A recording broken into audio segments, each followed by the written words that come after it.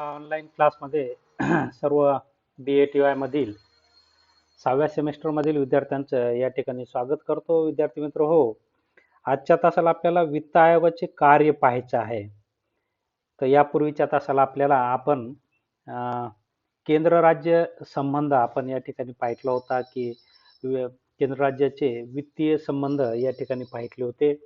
आपण पाहतो की घटनेच्या 280व्या कलमानुसार देशाचे राष्ट्रपती हे वित्त आयोगाची स्थापना करतात आणि स्थापना करत असताना त्यामध्ये एक अध्यक्ष आणि 4 इतर सदस्य असे 5 जणांची ज्यांना आर्थिक घडामोडींचे देशाच्या आर्थिक घडामोडींचा अनुभव असतो, ज्ञान असतो.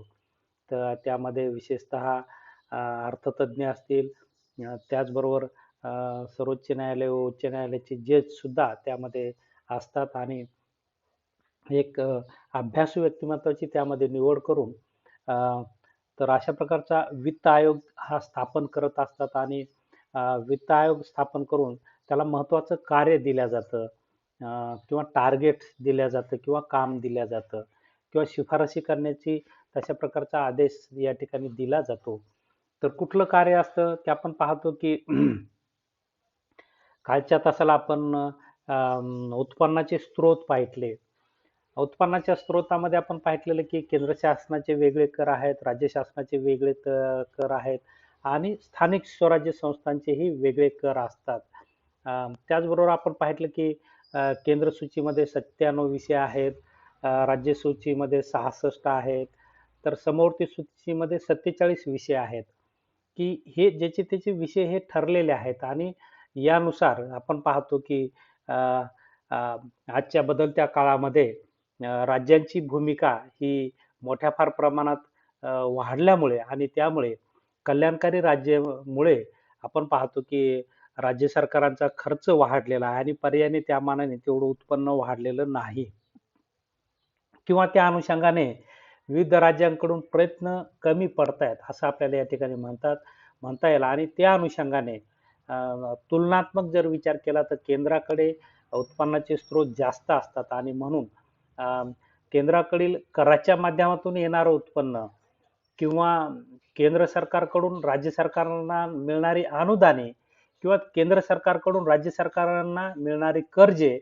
ही कशी असावीत, किती असावीत, त्याचं प्रमाण काय असावं, अशा प्रकारे आणि विविध राज्यांना राज्यांमधील समतोल कसा ठेवता येईल या बाबतीत तले संबंध केंद्र आणि राज्य शासनाचे संबंध हे वित्त आयोगाच्या कार्यावर टिकून राहतात असं आपल्याला म्हणता येईल आणि या अनुषंगाने मग अशा प्रकारचे संबंध टिकून राहावे म्हणून अनेक निकष या ठिकाणी समोर ठेवून त्या निकषाच्या आधारेच समतोल वाटप या ठिकाणी केल्या जातं आणि त्यातून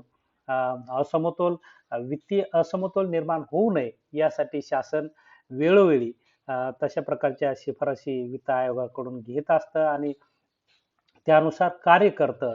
असं आपल्याला लक्षात येईल की ज्या राज्यांना जे मागासलेले राज्य आहेत त्यांना पुढे आणण्यासाठी वित्त आयोगाच्या जशा शिफारसी आहेत त्यानुसार आपण पाहतो की वित्त आयोगामध्ये वेगवेगळ्या मुद्द्यांना या ठिकाणी वेटेज दिले जातं. त्यामध्ये आपण पाहितलेलं आहे की हे या ठिकाणी वेटेजचं आपल्याला दिसून येतं की हे 13व्या वित्त आयोगाचं वेटेज आहे की लोकसंख्येला 25% आहे, राज्याच्या क्षेत्रफळाला 10% आहे, वित्तीय क्षमता अंतर याला 47.5 आहे, तर वित्तीय शिस्तीला 17.5 आहे. आज आपण पाहतो की 15वा वित्त आयोग चालू आहे. हा 15वा वित्त आयोग आपण पाहितलेला की NK सिंग यांच्या अध्यक्षतेखाली 27 नोव्हेंबर 2017ला हा स्थापन झाला आणि याचा कालावधी शिफारसींचा कालावधी 2020 ते 25 असा आहे. तर हे इतर सदस्य देखील आहेत 15 वित्त आयोगाचे. हे इतर सदस्य आहेत NK सिंग हे अध्यक्ष आहेत, अजय नारायण झा हे सदस्य आहेत जे की आपण पाहतो की शशिकांत दास हे जे RBIचे गव्हर्नर आता झालेले आहेत ते पूर्वी 15 वित्त आयोगाचे मेंबर होते. त्यांच्या जागेवर अजय नारायण झा यांची नियुक्ती झालेली आहे. त्यानंतर अनुप सिंग, त्यानंतर अशोक लाहिरी, रमेश चांद, अरविंद मेहता हे सचिव आहेत. तर अशा प्रकारे ही तज्ज्ञ लोकांची ही समिती असते आणि त्यांनी दिलेल्या अटीवरून या ठिकाणी आपण पाहतो की तशा प्रकारचं अनुदान, कराचं वाटप हे होत असतं किंवा कर्जे मिळत असतात. तर अशा प्रकारे आपल्याला या ठिकाणी राज्यांना विविध सहाय्य कसं मिळतं हे या ठिकाणी काही फॉर्म्युलेज आपल्याला पाहावयास मिळतात. गाडगीळ मुखर्जी सूत्र या ठिकाणी आपल्याला दिसून येतं, जे की 1979 पासून ते त्याचा वापर आपण पाहतो की 91 पर्यंत झालेला आपल्याला 14 वित्त आयोगापर्यंत झालेला आपल्याला दिसून येतो, की 2015 मध्ये हा गाडगीळ मुखर्जी सूत्रांचा अवलंब करणे बंद झाले 2015 नंतर. पण 15 पर्यंत आपण पाहतो 79 ते 2015 पर्यंत गाडगीळ मुखर्जी सूत्राचा अवलंब यामध्ये होत होता.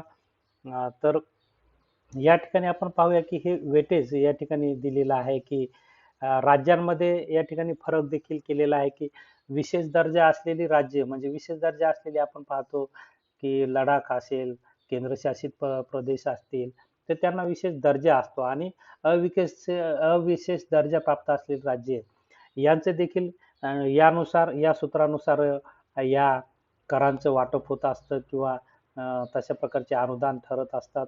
यामध्ये एकूण करांमध्ये आपण पाहतो की संबंधामध्ये 30% विशेष दर्जा असलेल्या राज्यांना निधी दिला जातो, तर 70% अविशेष दर्जा असलेल्या राज्यांना. गाडगीळ सूत्र या ठिकाणी दिलेलं आहे 1979 मध्ये, जे की लोकसंख्या, कर प्रयत्न, दरडोई उत्पन्न, सिंचन, ऊर्जा क्षमता, राज्याचे वैयक्तिक प्रश्न अशा प्रकारच्या याला वेटेज देऊन त्यांनी वेगवेगळे वेटेज देऊन या ठिकाणी आपल्याला दिसून येतं की सर्वात जास्त वेटेज लोकसंख्येला 60% दिलेलं आपल्याला दिसून येतं. त्यानंतर कर प्रयत्न 10%, दरडोई उत्पन्न 10%, सिंचन ऊर्जा क्षमता 10% आणि राज्याचे वैयक्तिक प्रश्न 10%. अशा प्रकारे इतर 40 आणि हे 60 हे गाडगीळ सूत्र होतं. नंतर गाडगीळ सूत्र 80 मध्ये सुधारित केलं.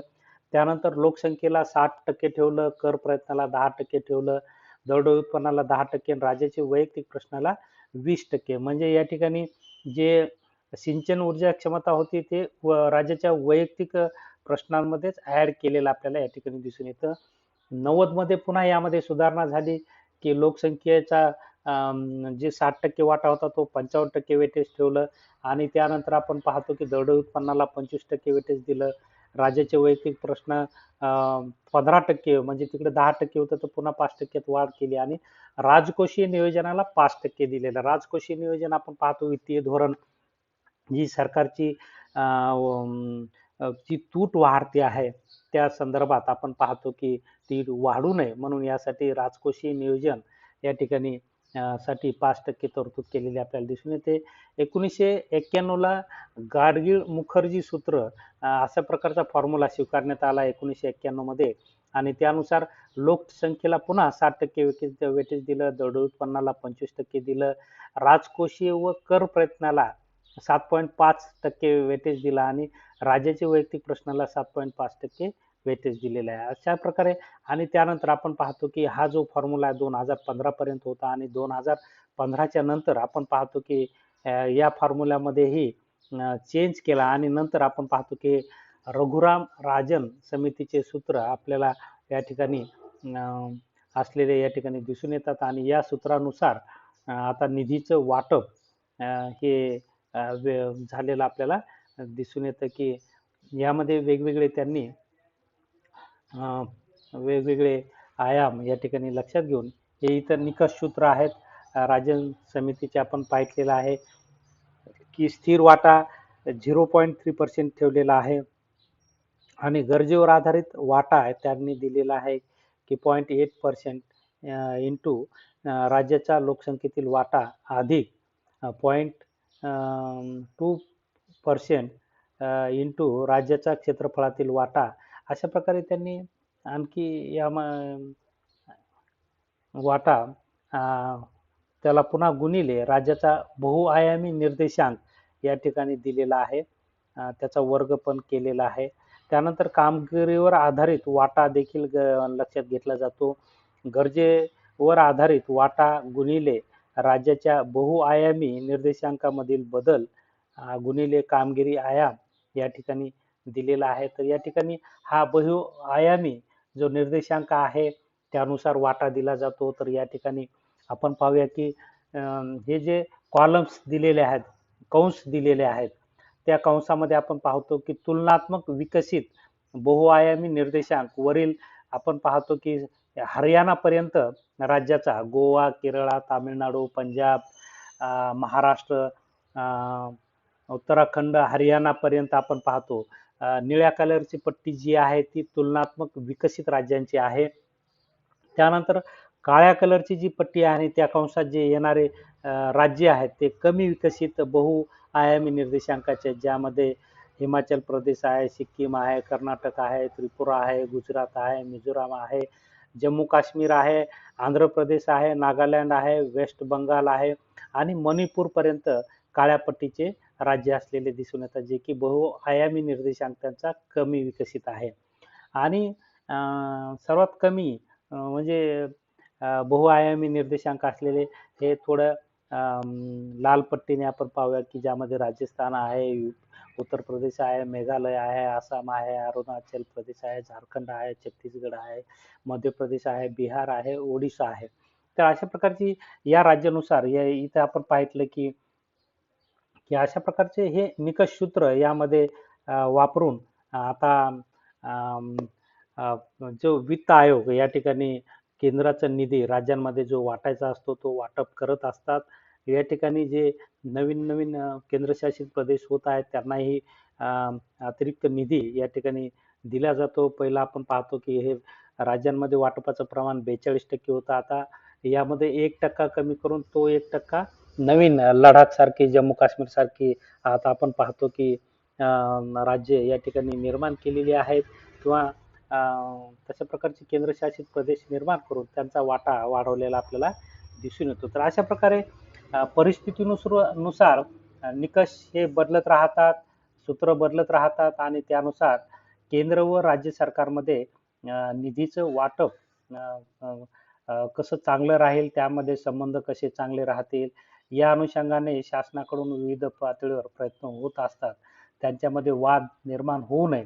आपण पाहतो की वाद अनेक कारणांमुळे निर्माण होतो की केंद्र राज्याचे संबंध बिघडण्यामध्ये आपण पाहतो की सर्वात महत्त्वाचं राजकीय हस्तक्षेप त्यामध्ये दिसून येतो की आपण पाहतो केंद्रामध्ये एक गव्हर्नमेंट असतं, राज्यामध्ये एक गव्हर्नमेंट असतं आणि त्यामुळे दोन्हीकडे दोन गव्हर्नमेंट वेगवेगळी असतील तर या ठिकाणी निश्चितच केंद्र सरकारकडून थोडाफार प्रमाणात दुजाभाव त्या राज्यावर झालेला आपल्याला दिसून येतो. तर यातून मग केंद्र राज्य संबंध बिघडतात. परंतु आपण पाहतो की वित्त आयोग हा घटनेने स्थापन झालेला आहे आणि म्हणून त्याला त्याच्या शिफारशी ह्या कायद्याने मान्य कराव्याच लागतात आणि त्यामध्ये आपण पाहतो की तज्ञ गट असतो आणि त्यांनी दिलेल्या शिफारशी ह्या शिफारशीनुसारच राज्यांना या ठिकाणी समतोल ही सगळे सूत्राचा वापर करून, निकषाचे वापर करून या ठिकाणी निधीचं वाटप करावं लागतं आणि त्यामुळे आपण पाहतो की त्यामध्ये समस्या निर्माण होण्याचं कारणच नाही. तर त्यानुसार जर वाटप झालं तर आपण पाहतो की देशामध्ये एकता निर्माण होईल आणि देशाचा विकास, नैसर्गिक साधन संपत्तीचा उपयोग, मानवी कल्याण असेल, ह्या गोष्टी जलद गतीने घडून येतील असं आपल्याला या ठिकाणी म्हणता येईल. कारण आपण पाहतो की वर्षानुवर्ष शासनाचा खर्च, जबाबदारी वाढत आहे. लोकशाही, भारत हे लोकशाही प्रधान राष्ट्र आहे. जगातील सर्वात मोठं लोकशाही प्रधान राष्ट्र आहे आणि लोकशाहीमध्ये लोकांच्या कल्याणासाठी सरकारचा खर्च असतो आणि सरकारचा खर्च म्हणजे लोकांचं उत्पन्न असतं आणि कल्याणकारी योजनांच्या माध्यमातून आपण पाहतो की मोठ्या फार प्रमाणात शासनाला वेगवेगळ्या योजनांवर खर्च करावा लागतो. आज आपण पाहतो की कोविड महामारीमुळे मध्ये हा खर्च शासनाचा वाढलेला आहे की गरीब लोकांना अन्नधान्य आता शासन मोफत देत आहे, आरोग्यविषयक सुविधा मोफत देत आहे, शिक्षणामध्ये विविध सवलती, सोयीसवलती देत आहे. त्याचबरोबर निवाऱ्यासाठी विविध प्रकारच्या योजना शासनाने कल्याणकारी योजना आणलेल्या आहेत. अन्न, वस्त्र आणि निवारा, शिक्षण, आरोग्य आणि त्याचबरोबर मानवी कल्याण या अनुषंगाने शासनाला एक कल्याणकारी राज्य म्हणून एक चांगली भूमिका या ठिकाणी घ्यावी लागते आणि आपण पाहतो की भारताची विदेशी आक्रमणातून झालेली लूट आणि त्यामुळे निर्माण झालेलं दारिद्र्य आणि आपण पाहतो की भारताचा आणखीनही आपण पाहतो की सामाजिक स्थिती ही मागासलेली आहे आणि प्रगल्भ सामाजिक स्थिती निर्माण करायची असेल, भारताचा सामाजिक विकास करायचा असेल, सामाजिक विकासातून आर्थिक विकास घडून येत असतो आणि तो जर करायचा असेल, तर आपण पाहतो की मोठ्या फार प्रमाणात राज्यांना निधीची आवश्यकता असते आणि या निधीतून आपण पाहतो की लोककल्याणकारी निर्णय घेतले जातात आणि त्यातून सामाजिक परिवर्तन घडून येऊन आर्थिक परिवर्तन घडतं आणि राज्याचा विकास आणि पर्यायाने देशाचा विकास या ठिकाणी होत असतो. तर अशा प्रकारे एक महत्त्वाचा उद्देश किंवा भूमिका देशाच्या विकासामध्ये वित्त आयोगाची असलेली आपल्याला दिसून येते आणि या अनुषंगाने वित्त आयोग आपला कार्य करत असतो. तर आज आपल्याला वित्त आयोगाचं कार्य या ठिकाणी काही गोष्टींच्या बाबतीत आपल्याला या ठिकाणी सांगता येईल की 280 घटनेच्या कलमनुसार वित्त आयोगाची राष्ट्रपतींकडून 5 वर्षासाठी या ठिकाणी स्थापना होत असते आणि प्रत्येक पंचवार्षिक योजनाच आपण त्याला म्हणूया, ते दर 5 वर्षांनी वित्त आयोगाची निर्मिती राष्ट्रपती करतात. या आयोगाचे एक अध्यक्ष व इतर 4 असे एकूण 5 सदस्य असतात. सदस्य पुनर्नेमणुकीसाठी पात्र असतात. आयोगाच्या सदस्याची पात्रता व निवड पद्धती कशी असावी यासाठी कायदा करण्याचा संसदेला अधिकार आहे. यासाठी 1951 मध्ये कायदा करण्यात आला आहे. राष्ट्रपतींनी खालील बाबीविषयक सल्ला देण्याचे कार्य वित्त आयोग पार पाडतो. पहा, राष्ट्रपतींना खालील बाबींविषयी सल्ला देण्याचे कार्य वित्त आयोग करतो आणि हेच वित्त आयोगाचे कार्य असलेलं आपल्याला या ठिकाणी दिसून येतं. पहा, वित्त आयोगाचे कार्य.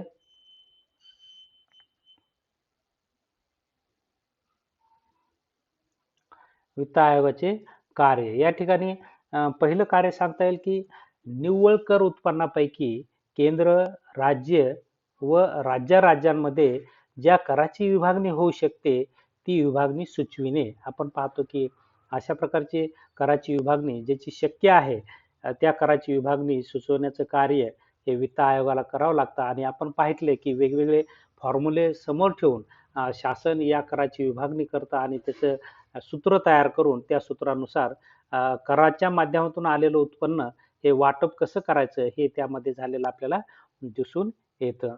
तर म्हणजे निव्वळ कर उत्पन्नापैकी केंद्र, राज्य व राज्यांमध्ये ज्या कराची विभागणी होऊ शकते ती विभागणी सुचविण्याचं कार्य भारतातील वित्त आयोगाला करावं लागतं राष्ट्रपतीच्या आदेशानुसार. त्यानंतर दुसरं कार्य या ठिकाणी आपल्याला सांगता येईल की भारताच्या संचित निधीतून राज्यांना दिला जाणाऱ्या अनुदानाची तत्वे या ठिकाणी ठरवल्या, ज्याला आपण सबसिडी म्हणतो. तर ही तत्वे, त्या सबसिडीची तत्वे या ठिकाणी ठरवावी लागतात आणि ती आपण पाहतो की वेगवेगळे या ठिकाणी डायमेन्शन्स समोर ठेवून तर ती तत्वे ठरविली जातात आणि त्यानुसार आपण पाहतो की भारताच्या संचित निधीतून राज्यांना दिल्या जाणाऱ्या अनुदानाची तत्वे ठरवण्याचं कार्य या ठिकाणी भारताच्या वित्त आयोगाला करावं लागतं आणि त्यातून आपण पाहतो की राज्यांना वेगवेगळे अनुदाने मिळतात. आज आपण पाहतो की कोविड महामारी निर्माण झाल्यामुळे केंद्र शासन मोठ्या फार प्रमाणात अनुदान देत आहे. काल परवाचीच बातमी आपण पेपरला वाचली आहे की पुढील आता डिसेंबरपर्यंत अन्नधान्य दारिद्र्यरेषेखालील लोकांना मोफत अन्नधान्याचा पुरवठा करण्यासाठी शासनाने 62,000 कोटीची तरतूद केलेली आहे आणि तशा प्रकारचे अनुदाने राज्यांना या ठिकाणी दिलेली आहे. तर डिसेंबरपर्यंत लोकांना मोफत अन्नधान्य वाटप या ठिकाणी मानसी 5 किलो वाटप करण्याचे आदेश केंद्र सरकारने दिलेला आहे आणि हे 100% अनुदानित आहेत आणि केंद्राकडून मिळालेली अनुदाने ही शासनाला परत करायची गरज नसतात, परंतु केंद्राकडून घेतलेली कर्जे मात्र परत करावी लागतात. म्हणून प्रत्येक राज्य अनुदान जास्तीत जास्त कसं मिळेल यासाठी प्रयत्न करत असतं आणि आपण पाहतो की अशा प्रकारचे अनुदाने ठरवण्याचं कार्य भारत सरकार करत असतं. आपण पाहतो की विविध कल्याणकारी योजनांना शासन अशा प्रकारची अनुदानं देत असतं किंवा औद्योगिक विकासासाठी अनुदानं देत असतं, कृषी विकासासाठी अनुदाने देत असतं, बँकिंगसाठी अनुदाने देत असतं. आपण पाहतो की बँकिंग क्षेत्रासाठी मोठ्या फार प्रमाणात बँकांचं भांडवल वाढावं यासाठी अनुदानं देत असतं. तर अशा प्रकारे या अनुदानातून आपण पाहतो की मोठ्या फार प्रमाणात अर्थव्यवस्थेमध्ये खर्च होत असतो आणि त्यातून पुन्हा अर्थव्यवस्था तेजीकडे येत असते आणि म्हणून अनुदान ही विकासाला पूरक असतात असं आपल्याला या ठिकाणी म्हणता येईल आणि त्यासाठी प्रत्येक राज्य जास्तीत जास्त अनुदान मिळावं यासाठी धडपड करतं असं आपल्याला लक्षात येईल की या प्रकारचं अनुदान कसं असावं, त्याची काय तत्वे आहेत आणि त्यानुसार ते किती प्रमाण असावं हे ठरवण्याचं कार्य भारतामध्ये वित्त आयोगाला करावं लागतं. त्यानंतरचं कार्य आपल्याला सांगता येईल की पंचायत राज व्यवस्थेकडे स्रोत उपलब्ध करण्यासाठी राज्याच्या संचित निधीत वाढ करण्याच्या उपाययोजना सुचविण्याचं कार्य वित्त आयोगाला करावं लागतं. पहा आपण पंचायत राज व्यवस्था या ठिकाणी स्वीकारलेली आहे. ग्रामीण भागाच्या विकासासाठी आपण पाहतो की जिल्हा परिषद आहे, त्यानंतर पंचायत समिती आणि ग्रामपंचायत याला आपण पंचायत राज व्यवस्था असं म्हणतो. आणि या पंचायत राज व्यवस्थेच्या माध्यमातून घटनेच्या 73व्या आणि 74व्या दुरुस्ती नुसार आपण पाहतो की पंचायत राज व्यवस्था भक्कम केलेली आहे आणि त्यांना वित्त आयोगाकडून जो निधी या ठिकाणी प्राप्त द्यायचा असतो. आता आपण पाहतो की शासनाचे निधी देण्यामध्ये दरवर्षी नियम आता बदलत आहेत. पहिलं जिल्हा परिषदेकडे बऱ्याच योजना होत्या, परंतु आता त्या योजना डायरेक्ट आपण पाहतो की ग्रामपंचायतीकडे ट्रान्सफर केलेल्या आहेत आणि म्हणून केंद्राचा निधी असेल, राज्याचा निधी असेल, डायरेक्ट आता ग्रामपंचायतीला येत आहे की वेगवेगळ्या वित्त आयोगानुसार जो निधी ज्या ज्या ग्रामपंचायतीला दिलेला आहे तो आता डायरेक्ट ग्रामपंचायतीच्या खात्यावर जमा होत आहे. मध्यस्थांचं प्रमाण या ठिकाणी कमी करून डायरेक्ट संबंध आणि ऑनलाईन आता निधी जमा होत आहे आणि त्यामुळे आपण पाहतो की विकासामधील जो वेग आहे तो वेग यामुळे वाढतो. वेळेत पैसा उपलब्ध होतो, त्यामुळे वेळेची बचत होते आणि वेळेत काम केल्यामुळे आपण पाहतो की खर्चाची बचत होते आणि कामाचा दर्जा देखील सुधारतो. तर ही महत्वाची भूमिका, ग्रामीण विकासाची महत्वाची भूमिका ही वित्त आयोगाच्या या तत्वावर असलेली आपल्याला दिसून येते की पंचायत राज व्यवस्थेला आपण पाहतो की अशा प्रकारे वित्त आयोगाच्या माध्यमातून जी अनुदाने राज्य सरकारकडून केंद्र सरकारकडून जात असतात किंवा जो निधी जातो ते निधी ठरवण्याचं कार्य वित्त आयोगाला करावं लागतं आणि त्यामुळे आपण पाहतो की ग्रामीण विकास हा घडून येत असतो. त्यानंतर राष्ट्रपतींनी शिफारस केलेल्या इतर कोणत्याही वित्तीय बाबींविषयी सल्ला देणे. आपण पाहतो की राष्ट्रपतींनी जे जे मार्गदर्शन मागवलेलं असतं ते त्या बाबतीत वित्तीय बाबतीत सल्ला देण्याचं कार्य या ठिकाणी वित्त आयोग करत असतो. आपण पाहतो की विदेशी चलनाच्या बाबतीत असेल किंवा विदेशी व्यापार नियमनाच्या बाबतीतल्या कायद्यांच्या बाबतीत असेल किंवा आज आपण पाहतो की FDIच्या बाबतीत विदेशी गुंतवणूक असेल, विदेशी धोरण असेल, देशांतर्गत वेगवेगळे प्रश्न, आर्थिक प्रश्न असतील, या प्रश्नांवर शिफारस करण्याचं कार्य या ठिकाणी वित्त आयोग करत असलेलं आपल्याला दिसून येतं. त्यानंतर वित्त आयोगाचे कार्य पार पाडण्यासाठी कार्यक्षमता हा महत्वाचा घटक या ठिकाणी लक्षात घेतलेला आहे की संसदीय कायद्याच्या अधीन राहून स्वतःची कार्यपद्धती वित्त आयोगाला निश्चित करावी लागते आणि एक कार्यक्षम पद्धती डेव्हलप करून या ठिकाणी तशा प्रकारच्या शिफारसी कराव्या लागतात.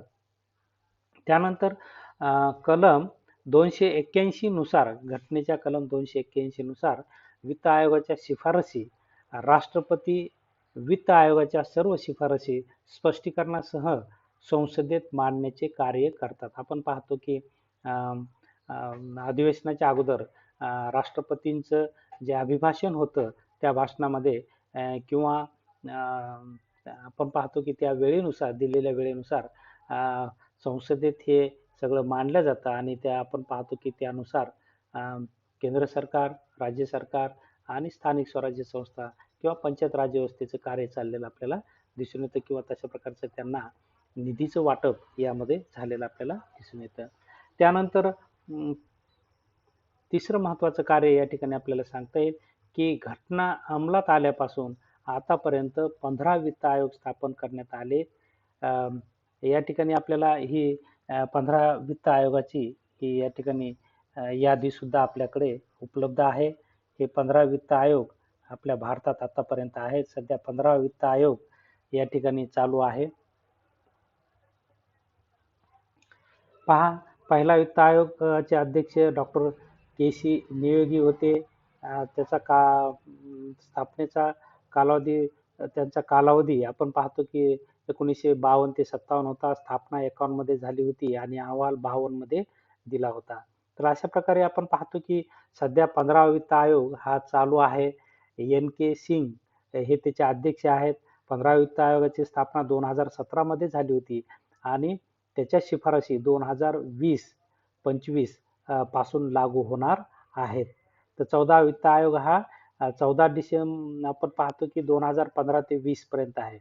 म्हणजे आणखी 15 वित्त आयोग आता आपण पाहतो की 2020 ते 25 आहे, पण 14 वित्त आयोगाच्या शिफारशी 2020 पर्यंत आहेत. आता लागू आता पाहतो की आपण मार्च 2020 पर्यंत असतील आणि त्यानंतर आता एप्रिल 2020 पासून किंवा त्यानुसार गव्हर्नमेंटच्या याच्यानुसार 15 वित्त आयोग आता सुरू होईल असं आपल्याला वाटतं. तर अशा प्रकारे वेगवेगळे आयोग वित्त आयोग आतापर्यंत भारतामध्ये स्थापन झालेले आहेत आणि या वित्त आयोगाने दिलेल्या फॉर्म्युल्यानुसारच केंद्र राज्य संबंध हे टिकून असतात किंवा केंद्राकडून राज्यांना जी अनुदाने जातात त्याचं किंवा कराचं जे वाटप होतं किंवा जी कर्जे दिली जातात तर या वित्त आयोगाने दिलेल्या शिफारशीनुसारच होत असतं असं आपल्याला या ठिकाणी दिसून येतं आणि यामध्ये वित्त आयोगाचा मुख्य उद्देश म्हणजे केंद्र राज्य संबंध चांगले ठेवणे, सर्व राज्यांचा समतोल विकास घडवून आणण्यासाठी एक अनुकूल वातावरण तयार करणे आणि समतोल वित्तीय संबंध प्रस्थापित करणे अशा प्रकारचं एक महत्त्वाचं कार्य वित्त आयोगाच्या माध्यमातून भारतात केलं जातं.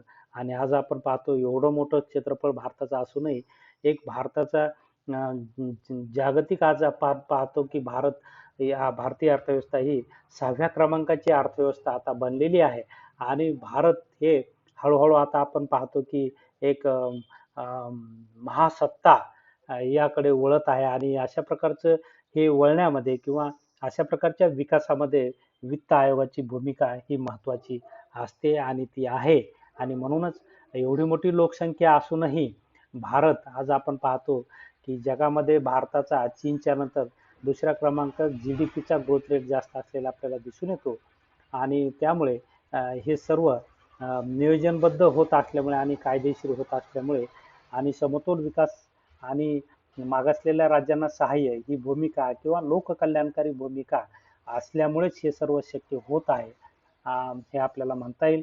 तर या ठिकाणी आपण थांबूया. या तासाला आपण उपलब्ध झालात, शांतपणे ऐकून घेतलं त्याबद्दल आपले आभार व्यक्त करतो आणि या ठिकाणी थांबतो. धन्यवाद.